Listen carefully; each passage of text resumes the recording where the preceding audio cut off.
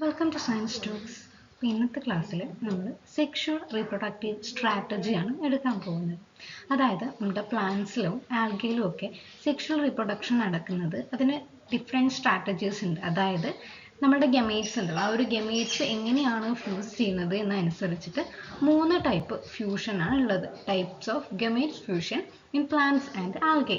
പ്ലാന്റ്സിലും ചില ആൽഗകളിലും ഈ ഒരു സെക്ഷുവൽ റീപ്രൊഡക്ഷനിലുള്ള 4 ഫ്യൂഷൻ ഗമേറ്റ്സിൻ്റെ ഫ്യൂഷനാണ് ഐസോഗമി, അനൈസോഗമി ആൻഡ് ഊഗമി എന്ന് പറയുന്നത്. അപ്പോൾ അത് ഓരോന്നും ഡീറ്റെയിൽഡ് ആയിട്ട് ഈ ഒരു ക്ലാസ്സിൽ നോക്കാം.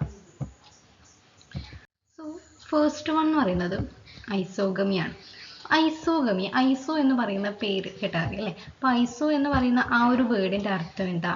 സെയിം എന്നാണ് അല്ലേ? അപ്പോൾ ഐസോഗമി എന്ന് പറയുമ്പോൾ ഇവിടെ എന്തോ ഒന്ന് സെയിം ആയിരിക്കും. അപ്പോൾ എന്താ ഇവിടെ സെയിം ആയിട്ടുള്ളത്? 2 ഗമേറ്റ്സ് ഉണ്ട്. ഒന്ന് മെയിൽ ഗമേറ്റ്സും ഒരു ഫീമെയിൽ ഗമേറ്റ്സ്. അങ്ങനെ മെയിൽ ഫീമെയിൽ എന്ന് പറയാൻ പറ്റില്ല, നമ്മൾ പ്ലസ് മൈനസ് എന്ന് മാത്രമേ അവിടെ റെപ്രസെൻറ്റ് ചെയ്യുന്നുള്ളൂ.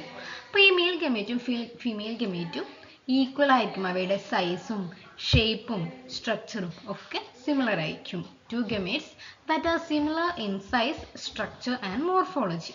അതായത് മെയിലും ഫീമെയിൽ ഗമേറ്റും തമ്മിൽ വലിയ വ്യത്യാസമൊന്നും ഉണ്ടാവില്ല, രണ്ടും ഒരേപോലെ ആയിരിക്കും കാണാനുണ്ടായിരിക്കുക. പിന്നുള്ളത് ഈ ഒരു ഗമേറ്റ്സ് എന്ത് ചെയ്തു? ഫ്യൂസ് ചെയ്തിട്ട് സൈഗോട്ട് ഉണ്ടാകും. ആ സൈഗോട്ടിൽ ജനറ്റിക് മെറ്റീരിയൽസ് 2 പാരന്റിലുള്ള ജനറ്റിക് മെറ്റീരിയൽസും ഉണ്ടായിരിക്കും. അപ്പോൾ ഇതാണ് ഐസോഗമി. ഈ ഒരു ടേം പറയുമ്പോൾ ഓർത്തിരിക്കേണ്ടത് മെയിൽ ഗമേറ്റും ഫീമെയിൽ ഗമേറ്റും സെയിം ആയിരിക്കും, സിമിലർ ആയിരിക്കും കാണാൻ വേണ്ടിയിട്ട്. ഓക്കെ, അപ്പോൾ ഈ ഒരു ഈ ഒരു പ്ലാന്റ്സിൻ്റെ കേസിൽ പറയുമ്പോൾ നമ്മൾ അങ്ങനെ ഫ്ലജല്ലയുടെ കേസൊന്നും പറയാറില്ല. പക്ഷേങ്കിൽ നമ്മളുടെ ആൽഗയുടെ കേസിൽ പറയുമ്പോൾ അവർക്ക് ഫ്ലജല്ല ഉണ്ടായിരിക്കും. ഓക്കെ, മെയിലും ഉണ്ടായിരിക്കും ഫീമെയിലും ഫ്ലജല്ല ഉണ്ടായിരിക്കും ഐസോഗമിയിൽ. രണ്ടാമത്തെയാണ് അൺഐസോഗമി. അതായത് ഐസോ അല്ല, ഇവ സ്ട്രക്ചറലി ഡിഫറെൻ്റ് ആയിരിക്കും അല്ലേ? അൺഐസോ, ഒരു ഗമേറ്റ് ലാർജർ ആയിരിക്കും, മറ്റേതോ സ്മോളർ ആയിരിക്കും. Okay, one gamete is larger than the other. നമ്മൾ ലാർജർ ഗമേറ്റിന് എപ്പോഴും മാക്രോ ഗമേറ്റ് എന്നാണ് വിളിക്കുന്നത്. സ്മോളർ ഗമേറ്റ് നമ്മളെപ്പോഴും മൈക്രോ ഗമേറ്റ് എന്ന് വിളിക്കും. ഓക്കെ, ലാർജറും ഉണ്ടാകും സ്മോളറും ഉണ്ടാകും. അതുകൊണ്ടാണ് അൺഐസോ, ഈക്വൽ അല്ലാത്തത്. ആൽഗയിലാണെങ്കിൽ എന്തുണ്ടാകാം? ഫ്ലജല്ലി ഉണ്ടാകാം. ഓക്കെ, ഇതാണ് അനൈസോഗമി എന്ന് പറയുന്നത്. Then though to be an evolution. Okay, അപ്പം നമ്മൾ ഈ ഒരു സ്റ്റേജസ് പറയുമ്പം ഐസോഗമി, അനൈസോഗമി, ഊഗമി. ഊഗമിയാണ് കുറച്ചും കൂടി അഡ്വാൻസ്ഡ് ആയിട്ടുള്ള ഒരു റീപ്രൊഡക്റ്റീവ് സ്ട്രാറ്റജി എന്ന് പറയുന്നത്. അപ്പോൾ അനൈസോഗമിയിൽ നിന്ന് ഇവല്യൂഷൻ നടന്നിട്ടാണ് ഊഗമിയിലേക്ക് മാറിയത് എന്നൊക്കെ പറയുന്നുണ്ട്.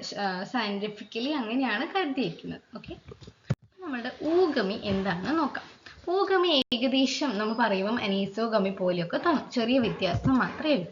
ഒന്ന്, ഫീമെയിൽ ഗമേറ്റും മെയിൽ ഗമേറ്റും ഉണ്ട്. അപ്പോൾ ഈ ഒരു ഫീമെയിൽ ഗമേറ്റ് എന്ന് പറയുമ്പം ലാർജ് ആണ്, നോൺ മോട്ടൈലാണ്. അതായത് അവർക്ക് എന്തില്ല? ഫ്ലജല്ലി ഇല്ല, മൂവ് ചെയ്യാൻ പറ്റാത്ത ഒരു ഫീമെയിൽ ഗമേറ്റ് ഉണ്ടായിരിക്കും. പിന്നെ എന്താ? ഒരു സ്മോൾ മോട്ടൈൽ ആയിട്ടുള്ള സ്പേം സെൽസ്.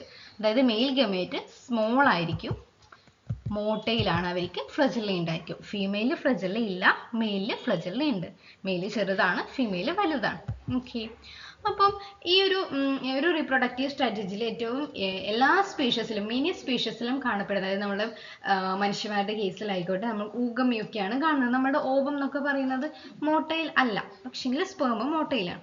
അതേപോലെ മിക്കവാറും കേസിലുള്ള സ്പീഷീസിലൊക്കെ നമ്മൾ കാണുന്നത് ഈ ഒരു ഊഗമി എന്ന് പറയുന്ന റീപ്രൊഡക്റ്റീവ് സ്ട്രാറ്റജി ആയതുകൊണ്ട് തന്നെ അവ എന്താ ഒരു ഇഫക്റ്റീവ് ആയിട്ടുള്ള മെത്തേഡായിട്ടാണ് പറയുന്നത്. ഓക്കെ, അപ്പോൾ ഫീമെയിൽ എന്തായിരിക്കും?